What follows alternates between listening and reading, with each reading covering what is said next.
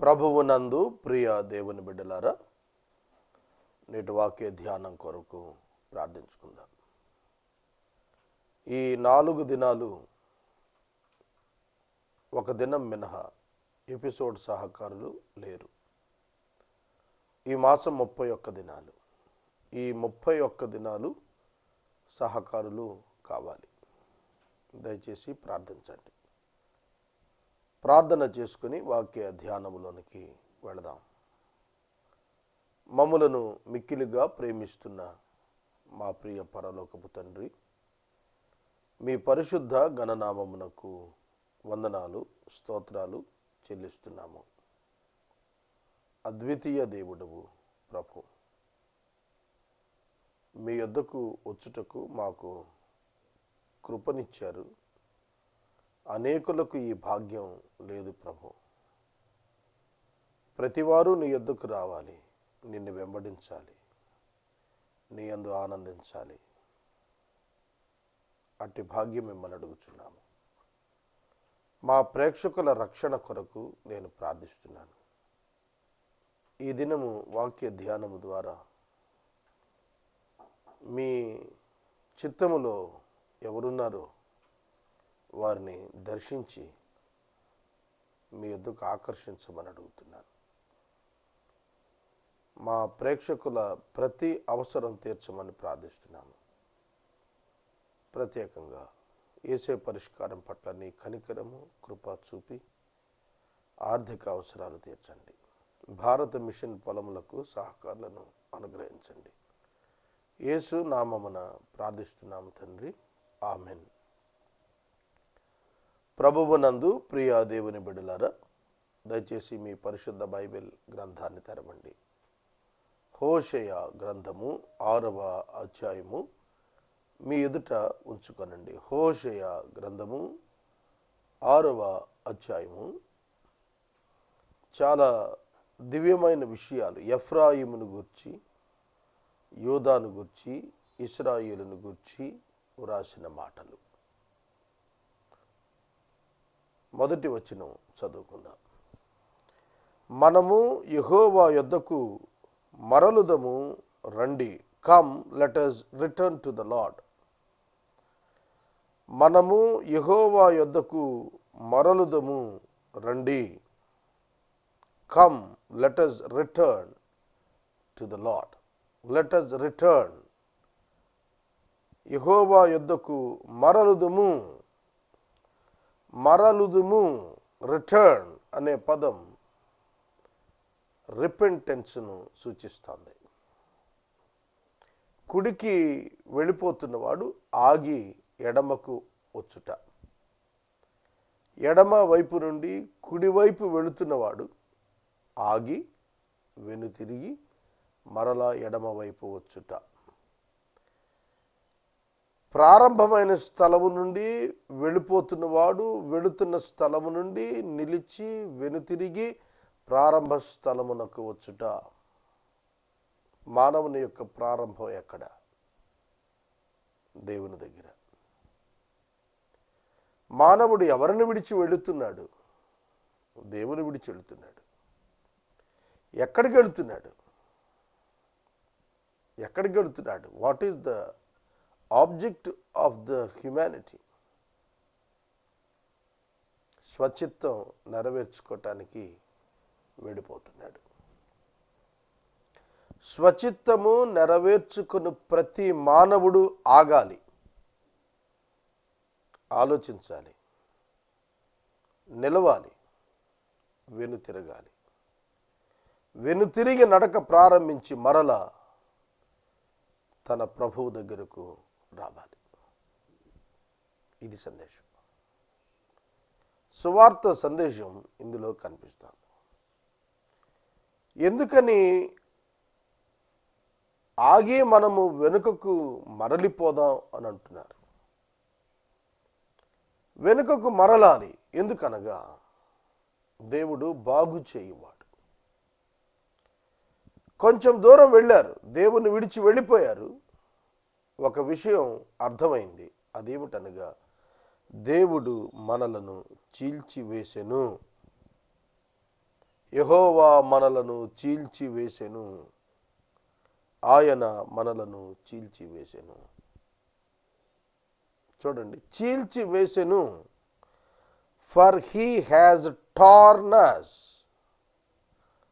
torn us, చీల్చాడు. చీల్చివేయటం అంటే నాట్ డివిజన్, విభజన తెచ్చాడు వారిలో అని కాదు. అక్కడ చీల్చుట, శరీరాన్ని చీలేటట్లు చేస్తే గాయమైంది అని అర్థం. కనుక మనలను గాయము చేశాడు. గాయము చేశాడు.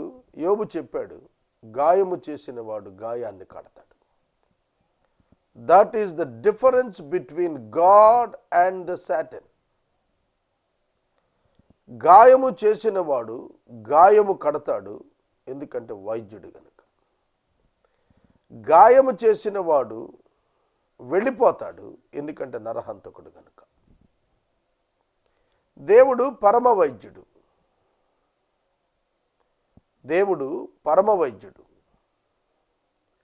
ఆయన బాగు చేసే దృక్పథంతో గాయం చేస్తాడు. దేవుడు ఒక మనిషిని బాగు చేసే ఉద్దేశముతో గాయం చేస్తాడు. ఒక వైద్యుడు ఒక రోగికి వైద్యము చేసి మేలు చేసి మరలా స్వస్థపరుచున్నట్లు ఆర్డర్లో ఉండేటట్లు చేయటానికే గాయం చేస్తాడు. బైపాస్ సర్జరీ వైద్యులు చేసినప్పుడు మెడ కింద భాగం నుండి ప్రక్కటెముకలను రంపాలతో కోసి చర్మాన్ని చీల్చేసి గుండె పగలు తీస్తారు. రొమ్ము పగలు తీసి గుండె బయటకు తీస్తారు. ఎందుకు? చాలా చక్కటి విధానంలో చీలుస్తారు. ఎందుకనగా ఆ మనిషిలో ఉన్నటువంటి వ్యాధిని నయం చేయడానికి, బ్లాక్ అయిపోయిన బ్లడ్ వెజల్స్ను బైపాస్ చేయటానికి, వాటిని ఆర్గనైజ్డ్గా ఉంచి బ్లడ్ ఫ్లో రెగ్యులేట్ చేసి ఆ వ్యక్తికి జీవాన్ని ఇవ్వటానికి వాళ్ళు చీల్చారు. చీల్చే ముందు మత్తు ఇస్తారు. చీల్చిన అనంతరం వైద్యం జరిగినాక మరలా సమకూర్చి కుట్టిన తరువాత యాంటీబయాటిక్స్తోని, పెయిన్ కిల్లర్స్తోని, ఎక్సలెంట్ ఆ యొక్క కేర్తోని వాళ్ళు బాగు చేసే వరకు వైద్యం చేస్తారు. కానీ హంతకుడు అలా కాదు. మత్తిచ్చి చేయడు, పోట్లు పొడి చెల్లిపోతాడు.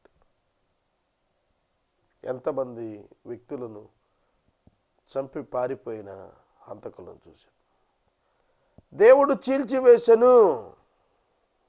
దేవుడు చీల్చివేసెను. మరి దేవుడు చీల్చేస్తే మనం ఆయన దగ్గరికి ఎందుకు వెళ్ళాలి? ఆయన చీల్చాడు, ఆయనే బాగు చేయగలుగుతాడు. నో అదర్ వన్, మరొకడు లేడు. పాపము వలన వచ్చు జీతము మరణము డిక్లేర్ చేశాడు. దాన్ని, ఆ మరణాన్ని తప్పించేవాడు కూడా ఆయనే. అందుకే మరలి రావాలి.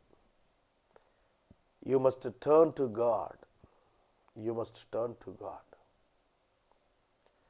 ఎందుకు? Repent before him. పశ్చాత్తాపడి రావాలి. ఏ పరిస్థితిని బట్టి దేవుడు చీల్చాడో దానిని విసర్జించటానికి రావాలి. అద్భుతంగా ఉంటుంది ఈ వాక్యం. వెనుకకు తిరిగి వచ్చిన తర్వాత, ఆయన బాగు చేసిన తర్వాత ఏం చేయాలట? ఆయనను వెంబడించాలి, ఆయనను ఫాలో అవ్వాలి. కనుక మీరు గమనించినట్లయితే ఈ దృశ్యం ఒకసారి ఊహించండి. ఒక వ్యక్తి మరొక వ్యక్తిని విడిచి వెళ్ళిపోతున్నాడు. ఇద్దరు ఒక దిక్కుగానే నుంచొని ఉండాలి. ఒక వ్యక్తి మరొక వ్యక్తిని విడిచెళ్తున్నాడు అని అంటే ఆ వ్యక్తి చూస్తుండగా ఈ వ్యక్తి వెళ్ళిపోతున్నాడు. తప్పిదం తెలుసుకుని వెనకకు తిరిగి వచ్చాడు. వాళ్ళిద్దరూ కలిసి నడక ప్రారంభించారు. అనుసరించుదాము రండి అన్నాడు ఈ అధ్యాయంలో. కనుక ముందు నడుచువాడవుతాడు నీకు. దేవుడు ఏం చేస్తున్నాడు అనగా, బాగు చేసేవాడు మాత్రమే కాదు, స్వస్థపరిచేవాడు మాత్రమే కాదు, నీ ముందర నడిచేటువంటి వాడు. నీవు ఆయనను అనుసరించాలి. అందుకు వెనకకు తిరిగి రావాలి. ఎందుకు వెనకకు రావాలి? ఒక పాపి దేవుని యొద్దకు ఎందుకు రావాలి? Number 1 to repent, number 2 to follow. పశ్చాత్తపడాలి, విశ్వాసం ఉంచాలి, వెంబడించాలి. ఫాలో హిజ్ వేస్, ఆయన మార్గాలను వెంబడించాలి. అందుకే అన్నాడు, ఆయన మనలను చీల్చివేసెను, ఆయనే మనలను స్వస్థపరచును. For he has torn us that he may heal us, that he may heal us. ఆయనే మనలను స్వస్థపరచును. ఇశ్రాయేలును స్వస్థపరచు దేవుడు ఆయనే. యెషయా గ్రంథం 53వ అధ్యాయంలో ఆయన పొందిన దెబ్బల చేత మనకు స్వస్థత కలుగుచున్నది అని వ్రాశాడు. ఫిజికల్ బాడీ హీలింగ్ ఆయన పొందిన దెబ్బల చేత, స్పిరిచువల్ హీలింగ్ ఆయన దేవుని నుండి వేరై అనుభవించిన వేదన చేత. మానవుడు త్రిత్వం, ప్రాణము, ఆత్మ, శరీరం, ఈ మూడింట పాపము వలన కల్మషము వచ్చినది. అవి కాంట్రడిక్ట్ అయ్యాయి. అది చేల్చబడుట. శరీరము ఆత్మకు, ఆత్మ శరీరమునకు వ్యతిరేకంగా పోరాడుతోంది. మనలను మనమే నాశనం చేసుకుంటున్నాం.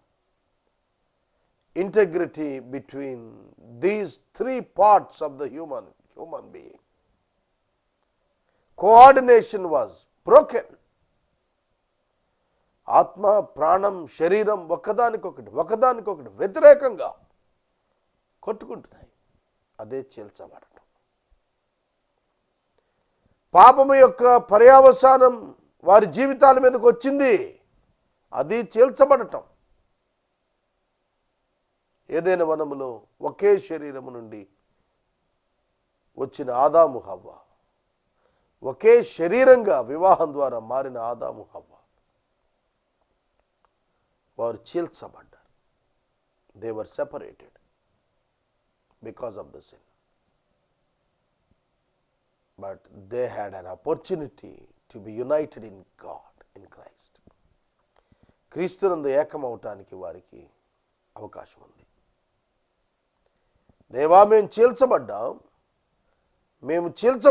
మేము గాయపరచబడ్డాం, మేము విడిపోయాం, మా అంతరంగం, మా శరీరం పోరాడుతున్నాయి, విడిపోయాయి. You only can heal us. Physical healing and spiritual healing, both healings only Jesus can give. యేసు మాత్రమే ఇవ్వగలడు. You must know that and learn it. నువ్వు దాన్ని తెలుసుకోవాలి, నేర్చుకోవాలి. ఆయన మనలను కొట్టెను, ఆయన మనలను బాగు చేయును. ఆయన మనలను కొట్టెను. తండ్రి శిక్షించని కుమారుడు దుర్బీజుడు అని హెబ్రీ పత్రిక సాక్ష్యం ఇచ్చింది. అవును, తండ్రి కుమారుని శిక్షిస్తాడు, కొడతాడు. ఎందుకు? అభ్యాసం నేర్పించాలని. హింసించి చంపేయాలని ఏ తండ్రి కొడుకుని కొట్టడు. మానసిక రోగం ఉన్నవాడైతే వేరు, కానీ సహజంగా ఏ తండ్రి కూడా కొట్టడు. కొట్టాడు అని అంటే బాగు చేయాలని ఉద్దేశమే ఉంటుంది తప్ప, నాశనం చేయాలంటే అతడు మానసిక రోగి అయి ఉండాలి. మీరు చెడ్డవారయుండి మీ పిల్లలకు మంచి ఈవులను ఎరిగి ఉండగా మీ పరలోకపు తండ్రి మంచి ఈవులను మరి ఇయ్యడా?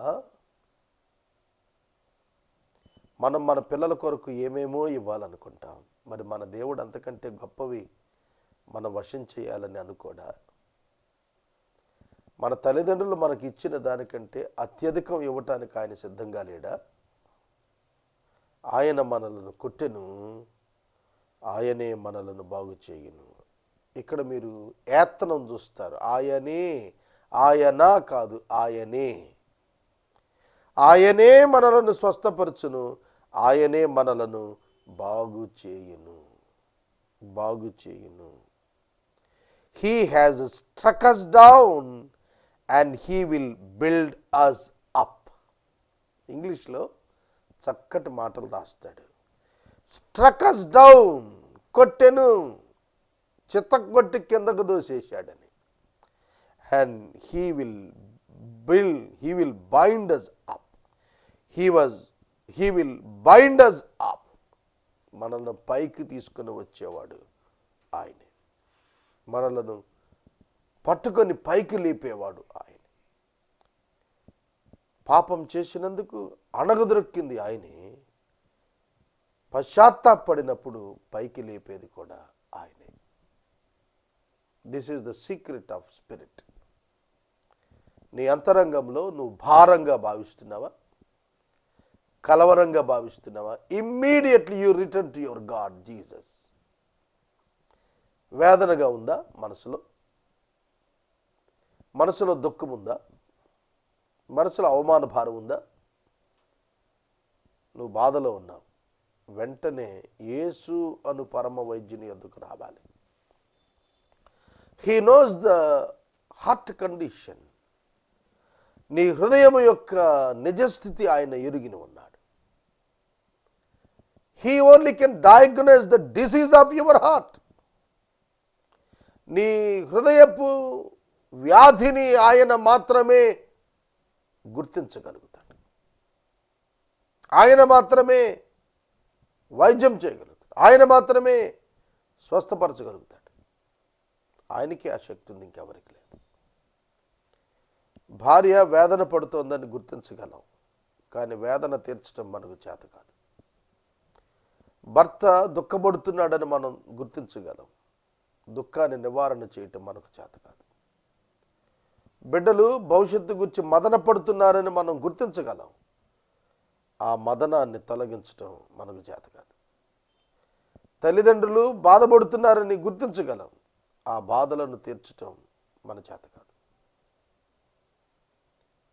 మానవుడు చేయలేనిది దేవుడు మాత్రమే చేయగలుగుతాడు. దేవుడు మాత్రమే చేయగలడు గనుక ఆయనే అనే పదం వాడాడు ఇక్కడ. దేవుడు మిమ్మలను బాగు చేయనట్లు, దేవుడు మిమ్మలను స్వస్థపరచునట్లు దేవుని యొద్దకు రండి. శారీరక స్వస్థత ఒక మానవునికి దేవుణ్ణి గూర్చిన ఒక అవగాహన ఏర్పరుస్తుంది. దేవునికి శక్తి ఉన్నది అని తెలుస్తుంది శారీరక స్వస్థత వలన. శారీరక అస్వస్థత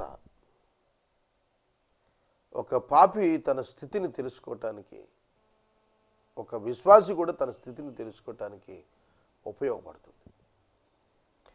దేవుడు తన యొక్క బిడ్డలకు అస్వస్థతను అనుగ్రహించటం ద్వారా, పర్మిట్ చేయటం ద్వారా, అలౌ చేయటం ద్వారా వారు తమ స్థితిని గుర్తెరిగి దేవుని యొద్దకు రావటానికి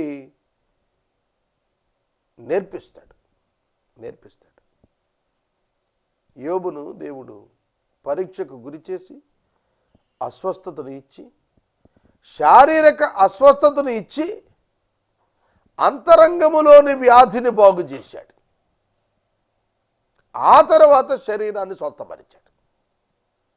అంతరంగములో ఉన్న వ్యాధిని బాగు చేయటానికి శారీరక అస్వస్థతనిచ్చి, అంతరంగములోని వ్యాధిని బాగు చేసి, అతనిలో పశ్చాత్తాపాన్ని, విధేయతను రప్పించి, దేవుని గ్రహించే తత్వం నేర్పించి, ఆ తరువాత స్వస్థపరిచాడు. కనుక దేవుడు ఒక ఉద్దేశం కలిగిన వాడై అస్వస్థతను పర్మిట్ చేస్తాడు విశ్వాస జీవితంలో. నేను 1 సంవత్సరం పైగా అస్వస్థతను అనుభవిస్తున్నాను. దాని ద్వారా నేను గుర్తించింది ఏమిటి అనగా, నేనెంత అల్పుడునో తెలిసింది. 2, నా ప్రభువు ఎంత గొప్పవాడో నాకు తెలిసింది. నేను ఎట్లా ఆయన కొరకు సిద్ధపడాలో తెలిసింది. నేనున్న చోటను ఉండగా ఆయన కార్యాలు జరిగించగలవాడని అర్థమైంది. కనుక అస్వస్థత వచ్చిందని దిగులు పడక్కర్లేదు. శరీరాన్ని ఏ రోజైనా విడుస్తాం, అది ప్రధానమైనది కాదు. ఆత్మ యొక్క ఆధ్యాత్మిక రక్షణ ప్రధానమైనటువంటిది. దానిని గురించి మనం ఆలోచించాలి. భూమి మీద 70 సంవత్సరాలు 80 సంవత్సరాలు బ్రతుకుతాం. దానికి సౌఖ్యంగా బ్రతకటానికి ఎన్నో ఏర్పాట్లు చేసుకుంటాం. మరణానంతరం మనం నివసించబోయే స్థలాన్ని గురించి ఎందుకు ఆలోచించం?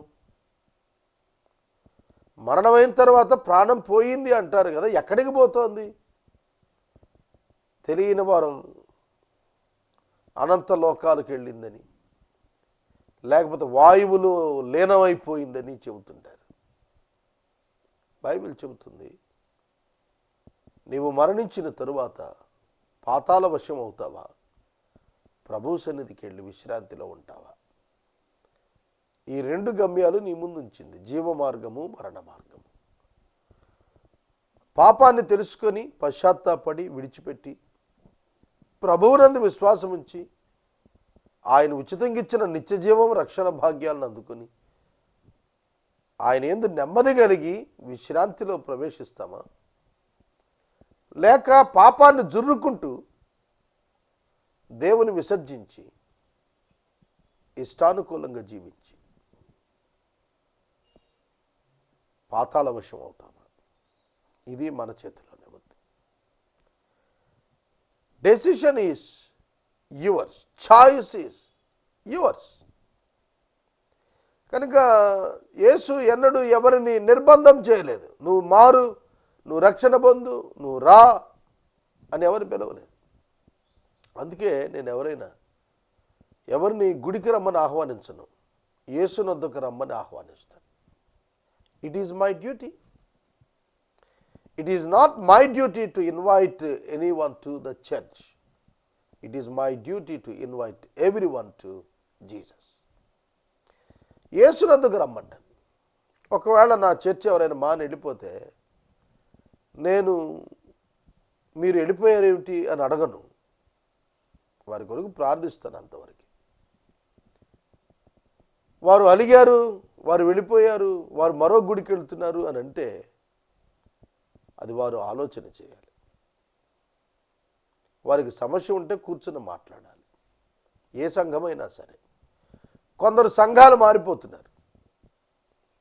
కొద్ది రోజులు ఈ సంఘానికి వెళ్ళటం, ఇక్కడ బాలేదు, పరిష్కరించుకోకుండా వేరే చోటకి వెళ్ళిపోతారు. It is not the biblical way. Bible అలా చెప్పలేదు. మీ సంఘంలో సమస్య ఉంటే కూర్చుని మాట్లాడుకోవాలి. You have to set right the things. Don't leave the church. It's not the healthy atmosphere. ఇవాళ చాలామంది ఒకరినొకరు నిందించుకుని వెళ్ళిపోతున్నారు, పరిస్థితిని బట్టి వెళ్తున్నారు. యేసు వాటినన్నింటినీ జయించే అధికారం ఇచ్చాడు మనందరికీ. As a believer A church నిన్ను పరలోకానికి తీసుకెళ్ళదు, ఏ సేవకుడు నిన్ను పట్టుకుని పరలోకానికి తీసుకెళ్ళడు. నువ్వు కానుకలేస్తే పరలోకానికి వెళ్ళావు. నీ పాస్టర్కి ఫెయిత్ఫుల్గా ఉన్నావు కదా, నిన్ను ఆయన భుజాన్ని వేసుకొని పరలోకానికి తీసుకెళ్ళాడు. It is between you and your saviour Jesus Christ. కనుక సహోదరుల మధ్య అవగాహన పొరపచ్చాలు సాధారణం. దాని వెనక అపవాదు ఉంటాడని గుర్తెరగాలి. కనుక సంఘాలను చీల్చేటువంటి దుర్మార్గపు కాపరులు బుద్ధి తెచ్చుకోవాలి. కనుక గంపలో చేపలు పట్టే సంస్కృతి మన గుడి నింపుకోవటానికి, మన ఆరాధనలు పెంచుకోవటానికి వేరే గుళ్ళను, గొర్రెలను లూటీ చేయకూడదు. ఈ పదం ఇక్కడ నేను చెప్పాలనుకున్నాను. ఎందుకంటే దేవుని పిల్లలు దేవుని విధానాలను అనుసరించాలి. అదే మరలుదము రండి, మరలుదము రండి. ఇశ్రాయేలు జనాంగం యెరూషలేముకు తిరిగి వచ్చారండి. ఎప్పుడు చెరకు వెళ్ళినా కూడా దే రిటర్న్ టు గాడ్. కనుక if you return to God, you don't need to leave your church. నువ్వు నిజంగా దేవుని వైపు తిరిగితే నీ గుడి మానక్కర్లేదు. ఏ గుడి అయినా ఒకటే, ఏ హోటల్ అయినా ఆకలి తీర్చబట్టడానికి హోటల్కి పోయేది. ప్రభువుని ఆరాధన చేయడానికి వెళ్తావు చర్చికి, అంతే కదా అని చెప్పి ఇండిసిప్లైన్డ్ లైఫ్కి వెళ్ళకూడదు. మొదటి వచనం దగ్గర మనం ఉన్నాం. ఆయన మనలను కొట్టెను, ఆయనే మనలను బాగు చేయును, బాగు చేయును. ఈ సమయంలో వాక్యం వింటున్న ప్రతి ఒక్కరూ కాన్ఫిడెన్స్ తెచ్చుకోవాలి. Confidence in Christ. బాగు చేయును, ఇట్ ఈస్ డెఫినెట్. బాగు చేయునేమో కాదు, బాగు చేయును, it is definite action. God will heal you and God can heal you. దేవుడు నిన్ను స్వస్థపరచగలడు, స్వస్థపరుస్తాడు. Now the problem is with you. Are you returning or not? నువ్వు తిరిగి వస్తున్నావా లేదా? తప్పిపోయిన కుమారుడు తిరిగి వచ్చాడు, తండ్రి చేర్చుకున్నాడు. ఊహించని రీతిలో చేర్చుకున్నాడు. ఆలోచన అందని రీతిలో చేర్చుకున్నాడు. అద్భుత రీతిలో చేర్చుకున్నాడు. మీ అందరికీ తెలుసు, లూకా 15. దేవుడు చేర్చుకుంటానికి సిద్ధంగా ఉన్న దేవుడు. నా యొద్దకు వచ్చు వారిని నేను ఎంత మాత్రమును త్రోసివేయను. ప్రభువా ప్రభువా అని పిలుచు ప్రతివాడును పరలోక రాజ్యంలో ప్రవేశించడు. ఈ మనుషులు నన్ను పెదవులతో ఘనపరుస్తున్నారు, హృదయాలు దూరంగా ఉన్నాయన్నాడు. కనుక హృదయములు తిరిగి రావాలి, శరీరాలు కాదు. శరీరాలు తిరిగి వచ్చి హృదయాలు తిరిగి రాకపోతే నిష్ప్రయోజనం. నీ హృదయము దేవుని యొద్దకు తిరిగి రావాలి. నీ శరీరం ఆటోమేటిక్గా ఆయనకు లోబడుతుంది. ఈ సందేశం మీరు వింటున్నారు. పాపమును విడిచినండి, ఇది మెసేజ్. పాపాన్ని విడిచేయండి. పాపం బట్టి దేవుడు మనల్ని శిక్షిస్తాడు. పశ్చాత్తాపడితే కనికరించి రక్షిస్తాడు. ఇదే ఇశ్రాయేలీయులు నేర్చుకున్న పాఠం. రేపటి వాక్య ధ్యానంలో 2వ వచనం నేను ధ్యానం చేస్తాను. బైబిల్ స్టడీలో కొన్ని సమాంతర సమస్యలు సంఘం ఎదుర్కొంటున్నవి నేను చర్చిస్తూ ఉంటాను. అవి మన క్షేమం కొరకు అని గుర్తెరగండి. ప్రార్థించుకుందాం. ప్రార్థన. మమ్మల్ని మిక్కిలిగా ప్రేమిస్తున్న తండ్రి, వందనాలు, స్తోత్రాలు. దేవా, మమ్మలను చీల్చివేశావు, మమ్మల్ని బాగు చేయటానికి. మమ్మల్ని కొట్టావు, మమ్మలను స్వస్థపరచటానికి, మమ్మలను పైకి తేటానికి, మమ్మలను ఆశీర్వదించటానికి. యాకోబును కొట్టావు, యాకోబును ఆశీర్వదించటానికి. యోసేపును గోతులో తోయబట్టుకు అనుమతించావు, యోసేపును ఆశీర్వదించటానికి. సౌలు దావీదును తరిమెట్టు చేశావు, దావీదును సింహాసనాసీనుని చేయటానికి. కనుక whenever you admit us to sin, it is for our deliverance. సాతానుకు మమ్ములను అప్పగించిన ప్రతి పర్యాయమున విశ్వాసులంగా మేము గుర్తెరగాలి ప్రభు. మమ్మను బాగు చేయుటకు, మమ్మను హెచ్చించుటకు, ఈ పరీక్షలు వృద్ధి కొరకే. ఇది గుర్తించటం మాకు నేర్పండి స్వామి. ఈ రాత్రి అస్వస్థతతో ఉన్న నా వంటి అనేక మందిని స్వస్థపరచమని ప్రార్థిస్తున్నాను. నీ చిత్తం ప్రభు. అస్వస్థత బాధను ఇవ్వవచ్చును, కానీ నీవున్నావు అనేటువంటి ఆలోచన తృప్తిని ఇస్తుంది, ధైర్యాన్ని ఇస్తుంది. ఆనందం చెరగకుండా చేస్తుంది. అట్టి అనుభవంలోనికి ప్రతి విశ్వాసిని నడపమని యేసు నామమున ప్రార్థిస్తున్నాను తండ్రి. ఆమేన్. తండ్రి అయిన దేవుని ప్రేమ, కుమారుడిని యేసయ్య కృప, పరిశుద్ధాత్మని యొక్క అన్యోన్య సహవాసం సదాకాలం మనకు తోడైయుండును గాక. ఆమేన్.